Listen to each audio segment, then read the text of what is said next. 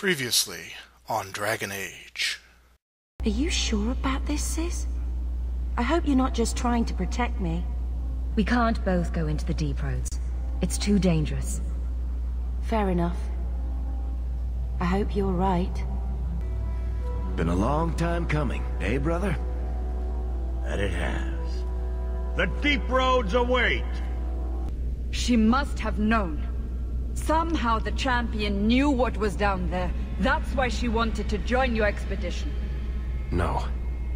None of us knew.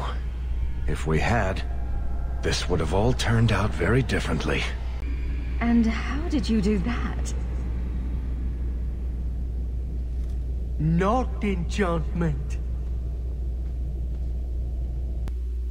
Look at this, Bartrand. An idol made out of pure lyrium, I think. Could be worth a fortune. You could be right. The door!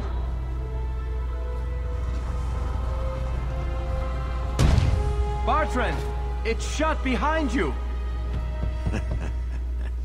You always did notice everything, Varric. You're going to screw over your own brother for a lousy idol? The location of this tag alone is worth a fortune, and I'm not splitting that 3 ways. Bartrand! Bartrand! There's something you can handle? Of course. Foolish! The dwarves would have brought their...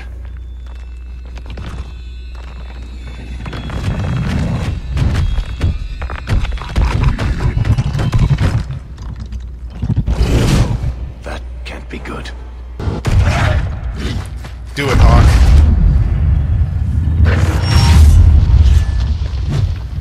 Awesome. Look at what it was guarding. Let's see if there's something that can help us get out of here. Home, sweet home. Finally. I imagine you'll want to head home. Tell your family the good news. We're going to be rich. Mistress Bethany is being taken to the Circle of Magi in the gallows. Over my dead body. It's done. Don't make it worse. Consider yourselves fortunate. Her cooperation allows us to spare you the punishment for harboring a dangerous mage. This once.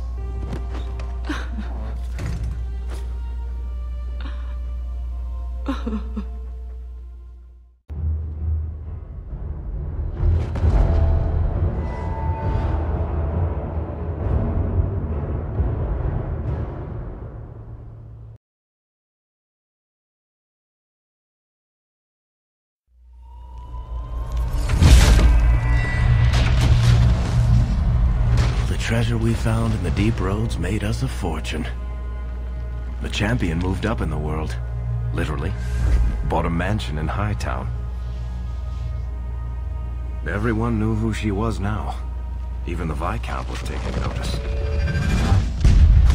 Bethany was in the circle now. There was nothing we could do for her. Poor girl.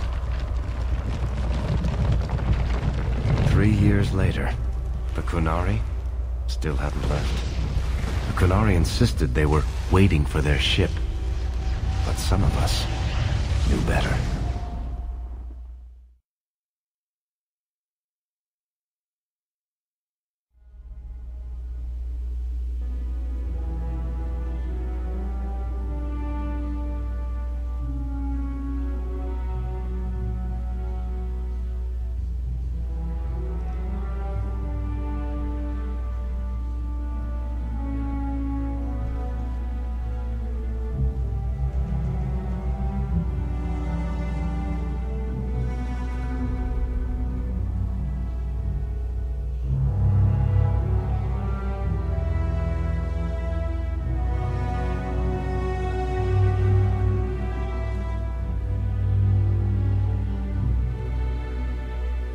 The compound was not meant to be permanent. There are concerns the Qunari influence is no longer contained. Was it ever? Kirkwall has tension enough between Templar and Mage. But these Qunari, they sit like gargoyles waiting for Maker knows what, and everyone goes mad around them. Nearly 4 years I've stood between fanatics. And now, this.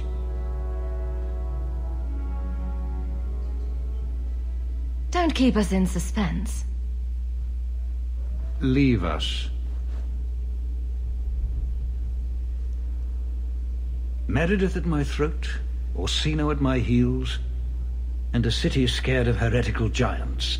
Balance has held because the Qunari ask for nothing. Even the space in Lowtown was a gift to contain them. But now, the Arishok has requested you. By name. What did you do? I got his attention a couple of times. I guess I impressed him, but that was years ago. It makes no sense. And it doesn't matter. I just need them quiet. I remember how you helped my son. It seems you are meant to have influence above your station. Speak to the Arishok. Give him what he needs to keep the peace. Can you do that for Kirkwall, Sirrah Hawke?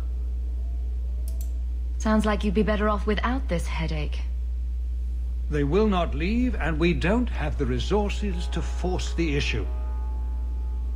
At least, not in a way that would leave the city intact. If they had come to conquer, I suspect they would have done so. I've seen hate for them, but I haven't heard anything major in years. Zealots are bravest where their lies can't be argued, behind closed doors. Chantry leaders see Qunari beliefs as a challenge, not an attack. But the message gets muddled among casual adherents. I'm certainly not equipped to argue the fine points of faith. Have the years been kind to Seamus?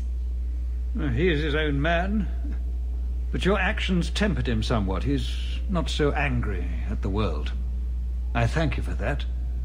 I may not agree with him on many things, but I am proud of what he is becoming. The Qunari usually arrive as conquerors. Odd that this has gone on so long. Very, and I have no interest in antagonizing them. That is partially why I suffer being a messenger today.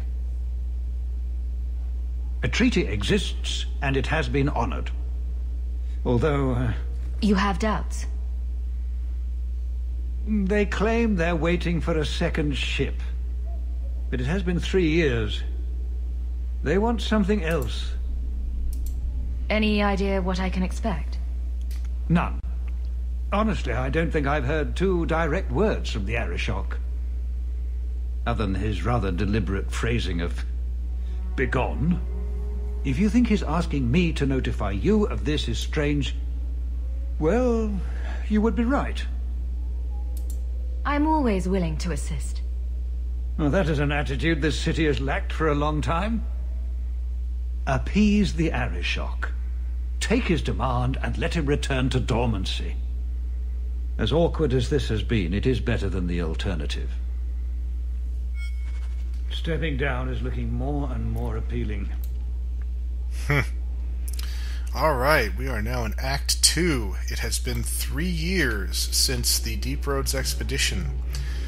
And as you can see, because we did not take Bethany into the Deep Roads, she has unfortunately been assumed into the Circle of Magi. And so she has not had contact with her sister for now 3 years' time. You're looking well, Sirrah. Well, thank you. So, if we had taken Bethany into the Deep Roads, there would have been 2 possible outcomes. Because if you take either Bethany or if you play with your brother, then if you take your brother down, either one of them will get the Darkspawn taint. And from there, if you did not take Anders with you in the same party, your sibling will perish due to the taint. If you do take Anders along, then there's a chance that you will be able to have the sibling take the joining and basically become a Grey Warden. While this does not remove the taint or its eventual deadly effect, it puts it off for about a period of 30 years, give or take. And so instead of your sibling being in the circle, they will be a member of the Grey Wardens. So, just wanted to let you know what could have happened there. All set. It's been a while, and I have yet to open this chest, so I shall do so now, since I can actually pick that lock. With the seneschal standing right there, of course. Well, you have certainly risen through the rank. Good for you. And we have.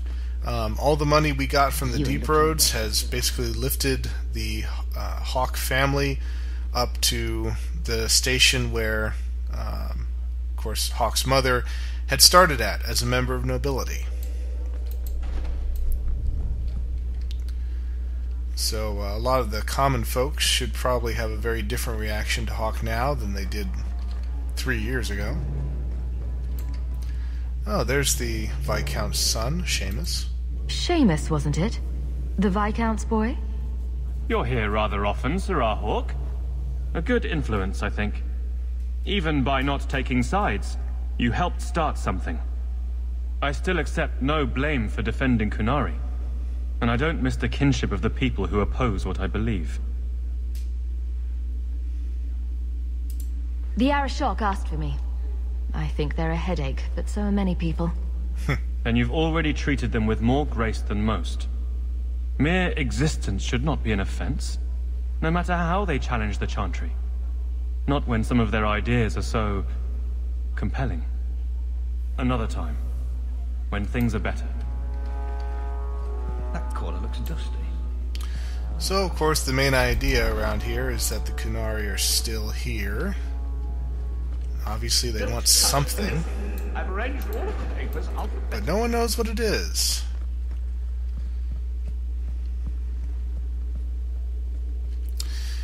By the way, this is the, I believe this is the throne back when the Magisters of the Imperium ruled this place.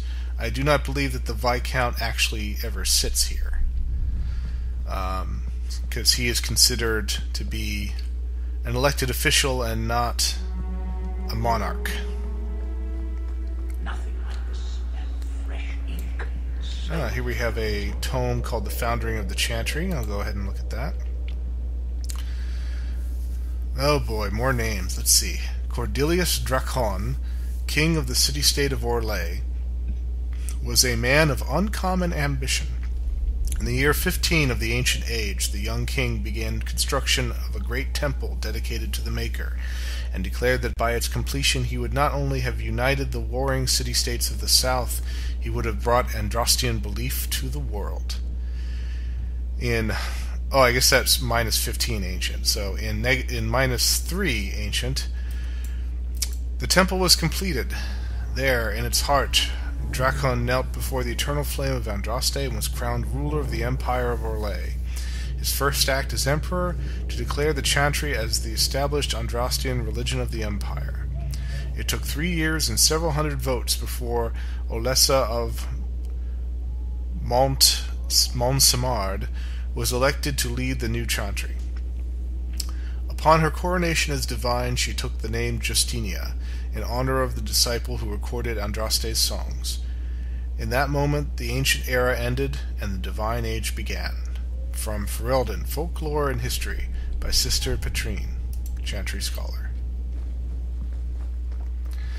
And yes, all the years that are before the Chantry calendar are referred to by Please keep it quiet, most as the Ancient Age, although the Tevinter Imperium has its own calendar, which is labeled as just the year and then T, the letters T and E for Tevinter or Empire. It's nice to have a look around these areas that you've been in since Act 1, because oftentimes the chests have been stocked for us to basically loot them again and steal what we want. Let's see. Now, this is slightly better damage, but I like the critical chance of my current bow. A fine day, isn't it, Chell? Indeed it is, Scarab. And nothing in here. Although I thought there was something I missed. Okay. The commandments of the Maker. These truths the Maker has revealed to me. As there is but one world, one life, one death, there is but one God, and he is our Maker.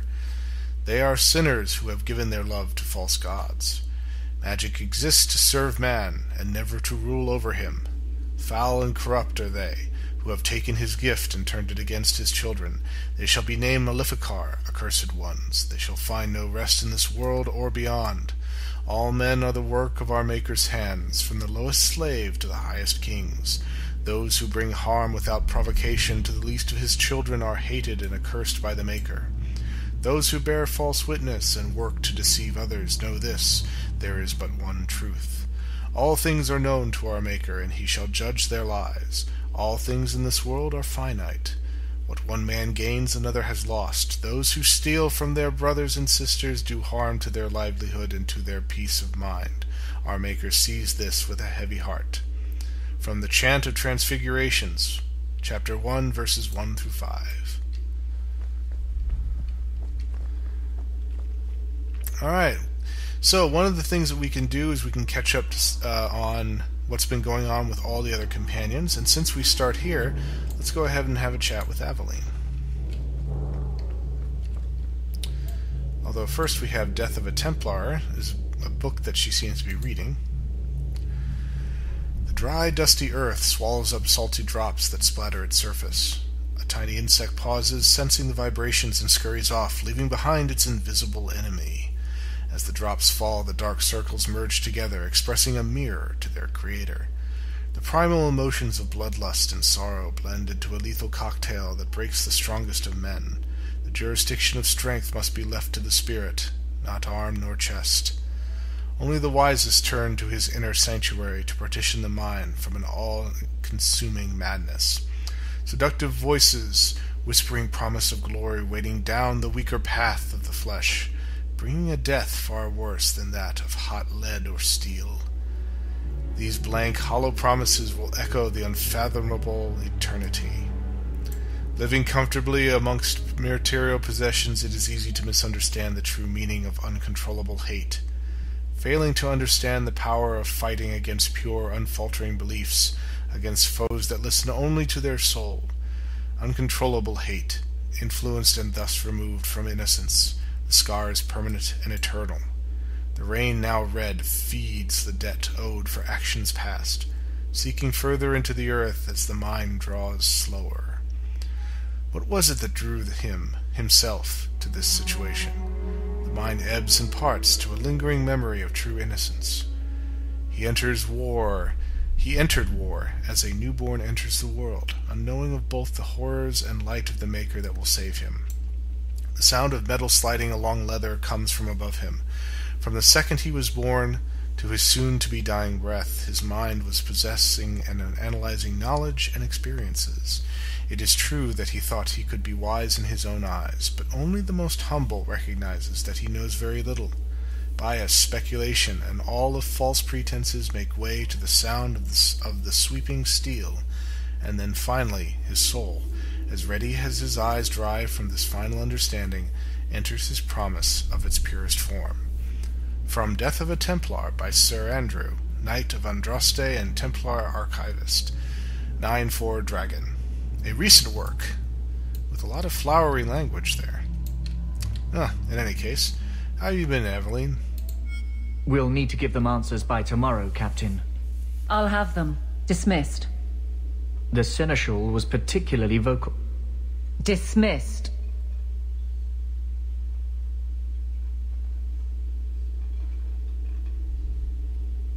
You'd think the Captain of the Guard could requisition a Templar or two, but no, that would be demeaning. Can't have them working for the people when eternity needs a nanny. That's why I remain unimportant. Less pressure. As if the return of the Amels hasn't set Hightown on its ear. As long as it's off its ass. Sure, have your fun. But the coin you poured into Kirkwall tipped what balance there was. I didn't realize I was making it worse by getting ahead. I'm just harassing you. Although you are a bit like the center of a hurricane. You've changed fortunes for many people, not always for the better. Sounds like you're spreading yourself pretty thin. There are a lot of people in my charge. Someone has to look out for them. You guard the guardsmen? I don't turn people loose like Jevon. There's additional training, doubled patrols. Costs are up, but I've halved injuries. I'll take it and argue with Seneschal Bran later. After the last captain, you couldn't have expected this to be easy. At least I had the guards on my side. Once they understood, they rallied. And those who didn't weren't fit to hold the crest. Stack friends against the enemies. I don't know if I came out ahead, but it's for the better. Grouse all you want, but the Aveline I know doesn't regret a second as captain. They'd have to drag me out of here, and I'm sure some are lining up to try. You among them, I bet. Haven't had much time to follow you around. Not that I need to. I can trust that you at least try to do right. I'm with you if you need me, Hawke. Just say the word. Alright. Looks like she's been shaping up the city guard here. This is good to know. Fine day, Sarah. Certainly seems to like her career. Good luck getting in. I've been waiting all day.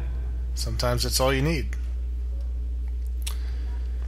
How much longer do I have? And here we have Arlothan, Part 1. Before the ages were named or numbered, our people were glorious and eternal and never changing. Like the great oak tree, they were constant in their traditions, strong in their roots, and ever reaching for the sky. They felt no need to rush when life was endless. They worshipped their gods for months at a time. Decisions came after decades of debate, and an introduction could last for years. From time to time our ancestors would drift into centuries-long slumber, but this was not death, for we know they wandered the fade in dreams. In those ages our people called the land Elvenon, which in the old language means place of our people. And the center of the world stood the great city of Arlothan, a place of knowledge and debate, where the best of the ancient elves would go to trade knowledge, greet old friends, and settle disputes that had gone on for millennia. But while our ancestors were caught up in the forever cycle of ages, drifting through life at what we today would consider an intolerable pace, the world outside the lush forests and ancient trees was changing. The humans first arrived from Par-Volon to the north. Called Shemlen or Quicklings by the ancients, the humans were pitiful creatures whose lives blinked by in an instant. When they first met the elves, the humans were brash and warlike, quick to anger and quick to fight, with no patience for the unhurried pace of elven diplomacy. When the humans brought worse things than war with them, our ancestors proved susceptible to human diseases, and for the first time in history, elves died of natural causes. What's more, those elves who spent time bartering and negotiating with humans found themselves aging, tainted by the humans' brash and impatient lives. Many believed that the ancient gods had judged them unworthy of their long lives and cast them down among the Quicklings. Our ancestors came to look upon the humans as parasites, which I understand is similar to the way humans see our people in the cities. The ancient elves immediately moved to close Elvenon off from the humans, for fear that the quickening effect would crumble the civilization. From the fall of Arlothan, told by Gisharel, keeper of the Orlaferin clan of the Dalish elves. And that is still an open matter of debate as to whether the elves were truly immortal before they met humans. We only have one example of an elf who appeared, at least on the outside, to be immortal, and it turned out that was because he had used some very powerful blood magic and bound himself to a nature spirit. So, I'm still not convinced as to whether that was the truth or not. Anyway, let's leave here and we'll actually make our way towards our new home in Hightown.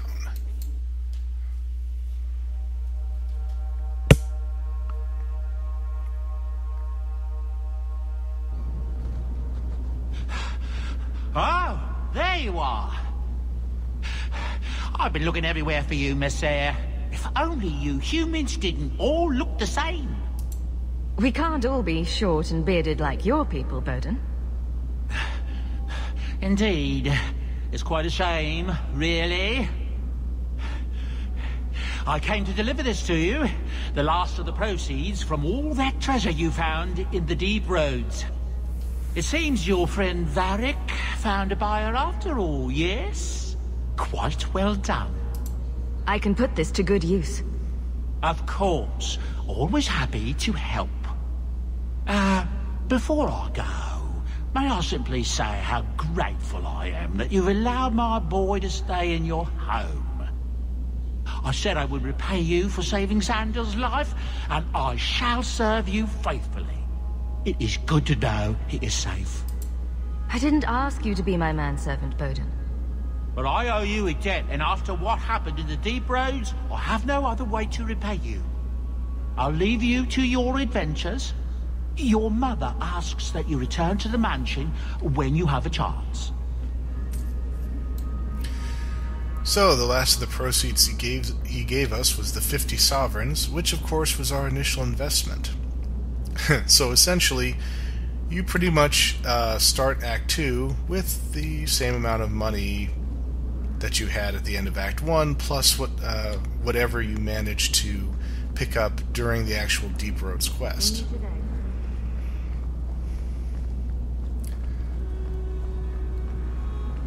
So let's make our way over to our Hightown house here. Here we go. So this is the Hawke estate, and you can see that on each side of the door is the crest of the Amel royal noble family. I don't think it's royal, but it is noble.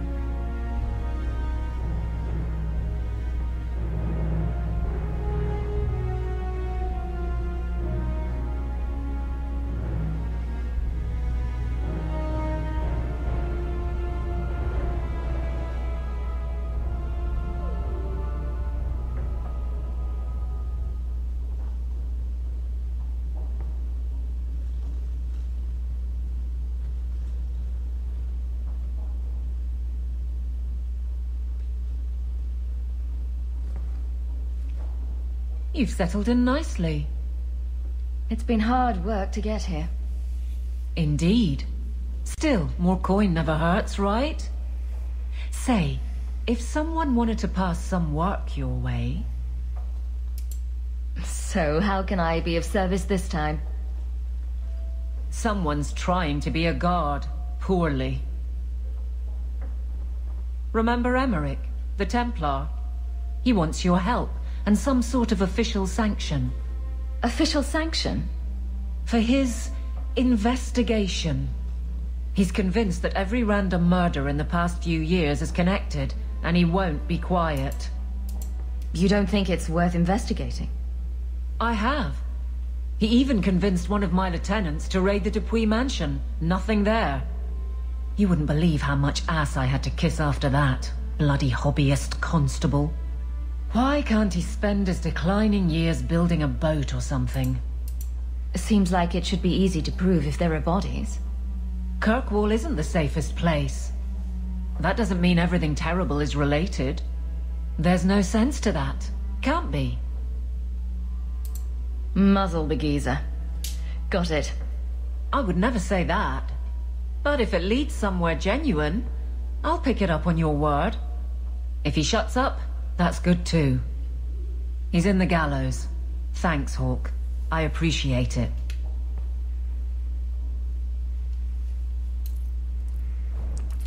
So, that Templar who we met seemed to be, had originally given us the impression that he was just too old to carry on with the investigation, but I guess he must have changed his mind, or something happened to him that changed his mind.